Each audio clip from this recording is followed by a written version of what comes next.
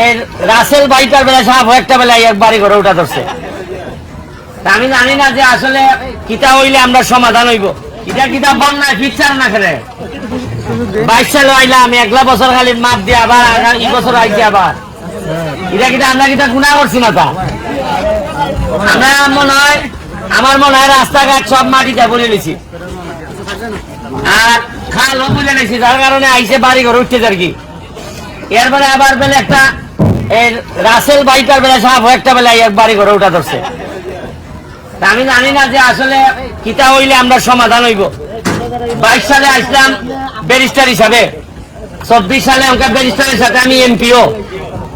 MP তো আবার আমার এলাকার, এখানেও আমার এলাকা তো বাঙ্গন দেখা দিছে। এখানে মানুষেও কয় তুমি কই যাও, আমি কইলাম যে এমপি বানাই কিনা আমি আমার পুরা সিলেট ছেড়ে দিবনি, একদিনই কেন আর একদিনই কেন নাইলে এরা কয় ভোট দিছিলাম যে আমার ফলার টানাটানি করে।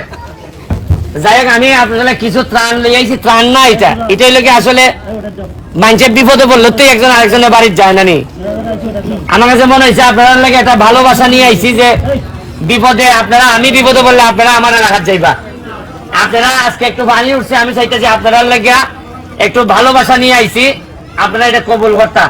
আর ওই লোকে পোলাবান্ধে পড়াই তো এটা গত 22 সালে হইয়া গেছি। আজকে দেখুন পড়াশোনা করতে করতে আমি এমপি পর্যন্ত হয়ে গেছি গা। আমার ভাগ্যের রেখা দেখুন আপনারা, খালি পড়াশোনা করে আজকে এই জায়গা পর্যন্ত আইছি। বন্যার সময় আমি আর ইতাম আসতাম না। আমি যেটা মনে করি আজকের এই বক্তব্যের মধ্য দিয়ে সিলেটের সকল নেতৃবৃন্দের প্রতি আমার অনুরোধ, প্রতি বছর বছর বন্যা যদি হয়, এটা হয় আমাদের কর্মের কারণে, নাইলে আমাদের নসিব।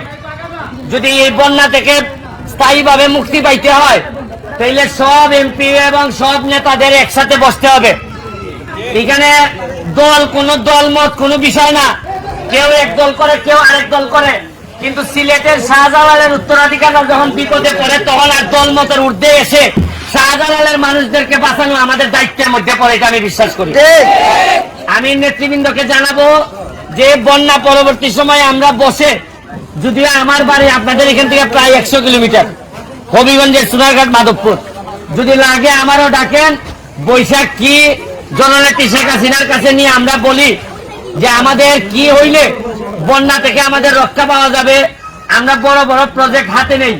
আমরা সমস্যা হইল জানেননি, আমরা সমস্যা হইল যে আমরা যারা সিলেটের নেতারা আছি, আমি সহ, আমরা নিজেরা বাইরে বেশি চিন্তা করতাম পারি না। আমরা মনে করি আমার চাকরি গান আমি টিকাইতে পারলে হইলো, কিন্তু বন্যায় তো আর আমার চাকরি তোমার চাকরি মানে না। এবার এত সব গরকে উঠতে জায়গা।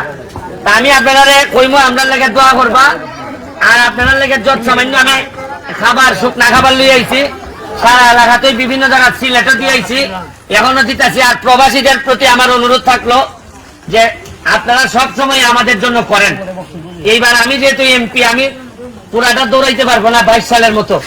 আমি প্রতিটা প্রবাসীরে বলবো, আপনি আপনার যে এলাকা, এই এলাকায় আপনার গ্রামে আপনি একটু ত্রাণ পাঠান, সহযোগিতা করেন, তাইলে আমরা এমনিতেই আপনাদের কাছে কৃতজ্ঞ, আরো বেশি কৃতজ্ঞ থাকবো। আর আমাদের সিলেট বলতেই তো প্রবাসীদের সংখ্যা অনেক।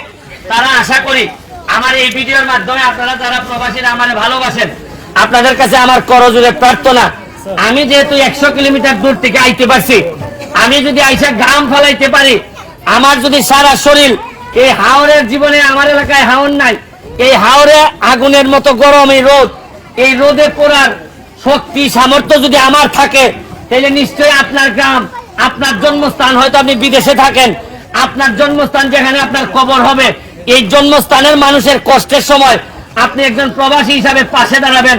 এইটা আমি ব্যারিস্টার সুমন হিসাবে আপনাদের কাছে আমি বিশ্বাস করি, আশা করি আপনারা এটা করবেন।